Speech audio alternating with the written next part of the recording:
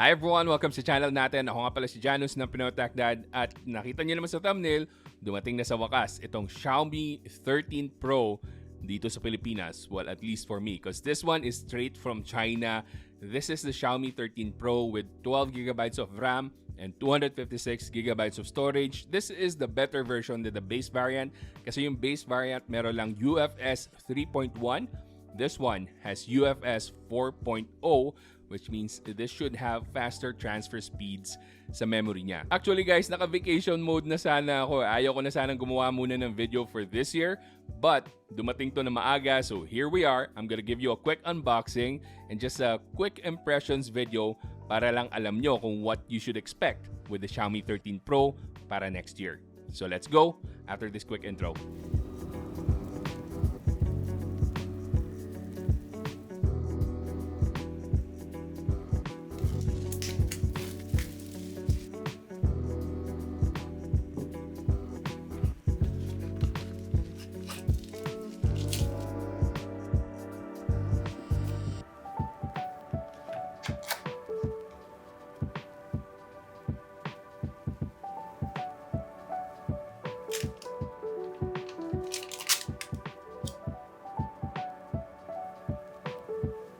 Alright, so from the quick unboxing, you can see na we don't really have anything special. Nandyan yung 120 watts na charger natin. It's a GAN charger. So, I guess that's an improvement from last year dahil regular charger lang po. Silicone charger from last year. And I guess sa design standpoint, makikita nyo yung difference nitong Xiaomi 12 Pro and the 13 Pro. Medyo malaki yung pinagkaiba. Well, at least for the green colorway. So, let's take a look at the finish muna. So, yung back panel ng Xiaomi 12 Pro na green is vegan leather. So, fake leather po yung nandito. And then, dito naman sa Xiaomi 13 Pro, naka-glass back panel na tayo. Pareho pa rin capable of wireless charging. Pinakakapansin-pansin yung paglaki ng camera module dito sa Xiaomi 13 Pro na meron ng triple camera setup na 15 megapixels. The same pa rin naman with the Xiaomi 12 Pro. And I guess the two biggest difference between the 12 Pro and the 13 Pro is number one, sa image sensor nila. So sa 12 Pro, meron tayong Sony IMX707. And then sa 13 Pro, meron tayong Sony IMX989 1-inch sensor. The same sensor that they use para sa Xiaomi 12S Ultra. And then number two, ginamit na nila dito yung Leica partnership nila. So this one has more to do with the color rather than the lenses itself. And going back to the back panel, yung design niya sa likod, it immediately reminded me of my Google Pixel 7 Pro. Hindi naman dahil halos magkasing kulay sila, but just the finish itself na glossy na glass back panel. Now let's quickly take a look at the ports on this. So sa baba, meron tayong dual SIM card slot, a USB-C charging port, a microphone, and a down-firing speaker. Dual speakers po ito.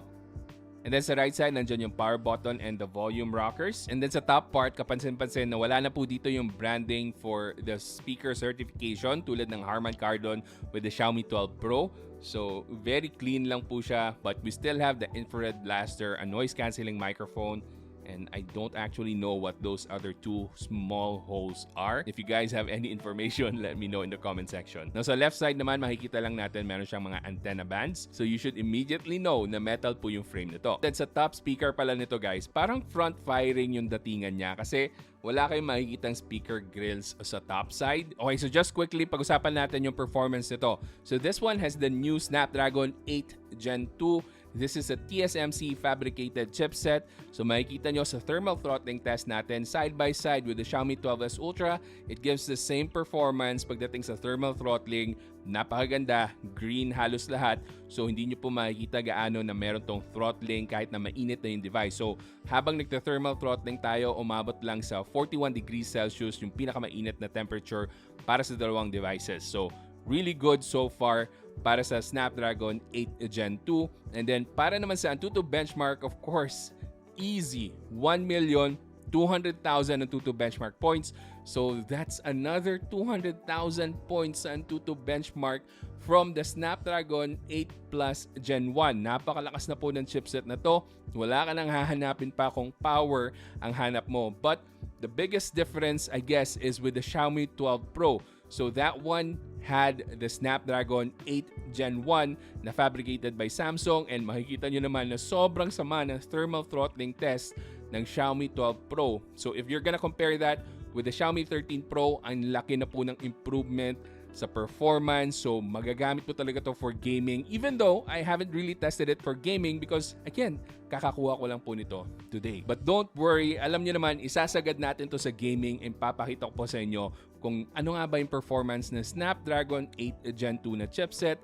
And i-comment nyo lang po dyan sa comment section kung ano yung mga games na gusto nyong makita na i-test natin with this device. Another exciting thing for the Xiaomi 13 Pro is that this is the first device na merong MIUI 14 right out of the box. And what you would expect from the MIUI 14 is that mas maganda yung overall performance niya. It's gonna be lighter than MIUI 13 and then less power hungry siya. So it's gonna be power efficient as well. Merong mga minor improvements and tweaks pagdating sa widgets and icons and all that. So it's more like an integration by Xiaomi with the Android 13 na more of customization and personalization ng itsura ng phone nyo in terms of its software and overall themes. So I'm really looking forward doon sa sinasabi nila na lighter na MIUI. So baka ito na yung katapusan ng mga bugs. I doubt it, but let's all hope for the best. Para naman sa mga special features ng software nito, so pagdating sa display, meron tayong mga AI image enhancements and then andito pa rin naman yung second space. So hindi lang siya nakalagay agad sa additional settings but you have to go down sa menu and makikita nyo na if you're looking for second space, it's gonna be here. And also you can search that dito sa search bar natin sa menu. Even though this is a China ROM, madali lang pong installan to ng Google Play. You just have to open the Get Apps na app and then find the Google Play Store app and then update it. And that's it. Meron ka ng Google Play, pwede ka na mag-install ng any apps that you want from the Play Store. But one thing you have to take note of is that dahil nga China ROM ito, maraming pre-installed Chinese apps that you can easily uninstall naman. So if you've experienced using a Xiaomi phone na China ROM before, it's gonna feel like home. And so far, ang mga na-install ko pa lang na apps dito are Google Chrome, Netflix, Facebook, and Antutu Benchmark. So wala pa akong ibang gaanong na-install dito. Ang occupied storage nyo so far is umabot lang ng 33 gigabytes. So mukhang hindi naman ganun kalaki talaga yung kinakain ng MIUI 14. So overall, very smooth looking and clean ang MIUI 14. Pero wala pa akong gaanong napansin na difference between the 14 and the 13. Pero para sa mga excited, I'll try my best to make a video para sa MIUI 14 comparing it to the MIUI 13. Next up, pag-usapan naman natin yung display nito. So meron tong 6.7-inch na OLED display with 120Hz refresh rate,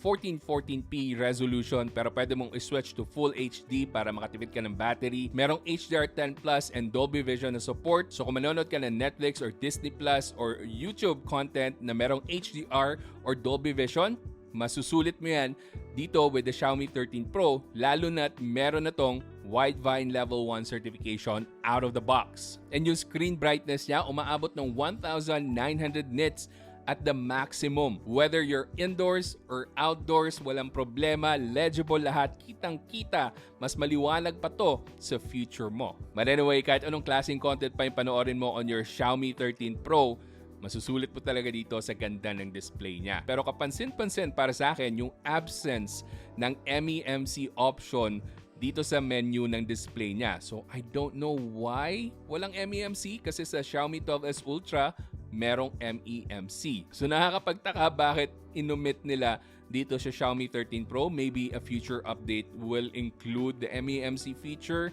I'm not really sure. Susunod naman, pag-usapan natin na mabilisan yung camera. Wala pa po tayo gaanong camera samples dahil medyo hindi maganda yung weather outside nung nag-take ako ng pictures and videos. Dadagdagan pa natin yung mga camera samples natin para makakuha talaga tayo ng magagandang shots in broad daylight with sunlight na maayos and in dark scenarios as well dahil meron tong Sony IMX 989 1-inch sensor na the same sensor na ginagamit nila with the Xiaomi 12S Ultra. Natingnan muna natin na mabilisan yung camera features nitong Xiaomi 13 Pro. So meron tayong Pro Mode, Documents, Video na kayang mag-record up to 8K 24 frames per second. But of course, the best is 4K 60 FPS para sa akin. And then meron tayong Photo, Portrait, Night Mode, long exposure, and then kung titingnan nyo, ito yung mga extra features natin, 50 megapixel mode, short video, panorama, vlog, and dito pa rin yung super moon, dual video, as well as the clone feature. And of course, let's not forget na pwede tayong pumili ng Leica picture profile. So meron tayong Leica Vibrant, and Leica Authentic. Now ito naman yung mga pictures and video samples na nakuha natin. 4K 60 frames per second video. Medyo cloudy day tayo. So, yeah, hindi ganun kaganda yung sikat ng araw.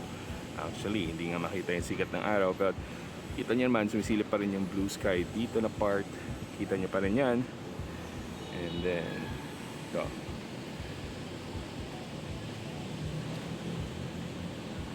Very stable yung video niya.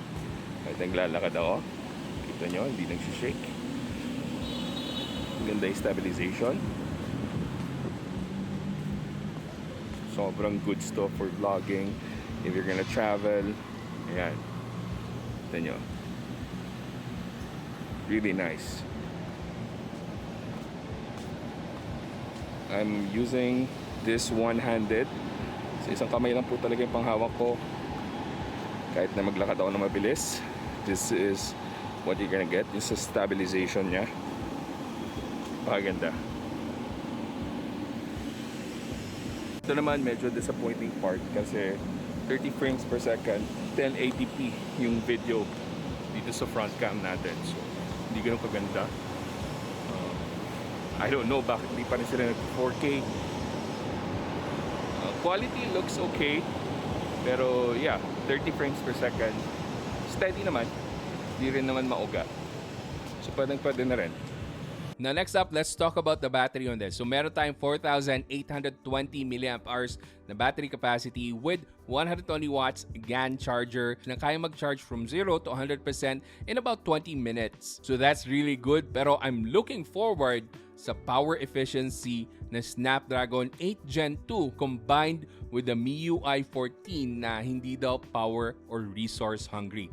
So let's see how power efficient this combination is sa Xiaomi 13 Pro. But aside from those, dapat nyo rin malaman na meron na tong Wi-Fi 6E whereas yung previous one only had Wi-Fi 6. And then meron din tong Bluetooth 5.3. Yan talaga yung latest and greatest sa Bluetooth technology. And then meron din tayong IP68 rating para dito sa 13 Pro, which we only saw sa Xiaomi 12s Ultra from last year and not the Xiaomi 12 Pro. And of course, last but not the least, again, meron na tong UFS 4.0 para sa non-base version ng Xiaomi 13 Pro. Those are really great improvements from the previous Xiaomi 12 Pro. So, we'll find out kung yung overall package na yon sulit nga ba para sa magiging presyo nito, which is expected to be around 40 to 50,000 pesos. Yes, I know, may kamahalan na po talaga yung mga Xiaomi flagship devices. I mean, you already saw that with the Xiaomi 12T Pro na umabot na ng 37,000